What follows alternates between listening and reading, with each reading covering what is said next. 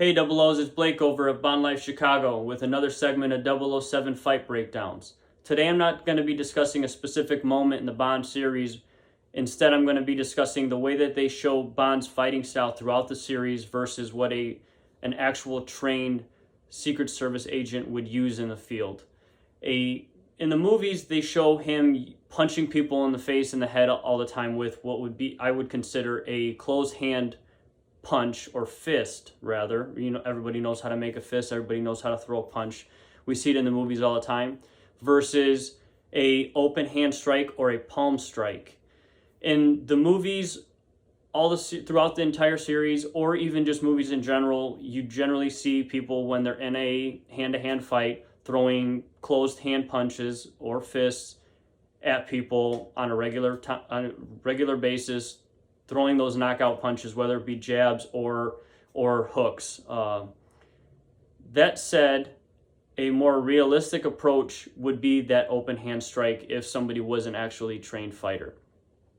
Whether it is a lack of ability for that actor, maybe even a lack of vision or knowledge for the writer or the director of a film, and just the excitement of watching somebody get knocked out with one punch rather than a knockout, drag-out martial arts fight in a film, it seems that more films go towards those just closed hand punches rather than an open hand strike. You're probably going to have to watch Bruce Lee or a Jackie Chan movie or some type of kung fu movie in order to see those open hand strikes on a more regular basis.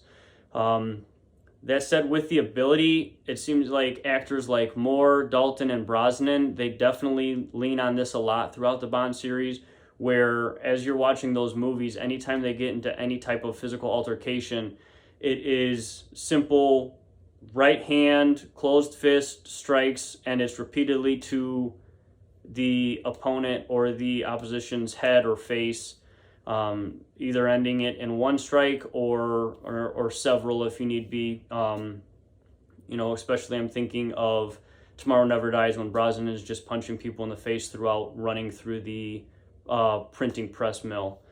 But although this is a specific or a effective attack for most people, if you know how to throw a punch, it also opens you up to a very real threat in hand-to-hand combat or in a Secret Service type situation, where when you throw punches and you're hitting people in the skull is a very strong bone, and that's going to open you up to the risk of breaking any of these small bones in your hand, your wrist, or your fingers, or spraining them, dislocating fingers, things of that nature, which is going to render your injured hand inoperable. You're not going to be able to use a handgun in that hand. You might not even be able to open a door with that hand, thinking of just basic things.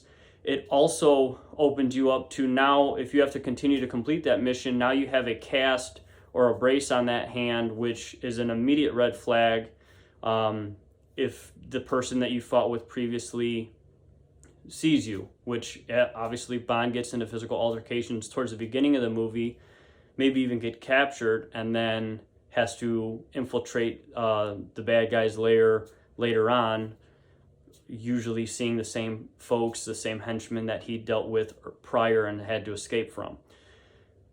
That said, again, I'm going to now evaluate an open hand strike, which, as I kind of opened up earlier, is a more realistic approach for Bond, law enforcement, or someone, again, that's trained and knows what they're doing in the Secret Service.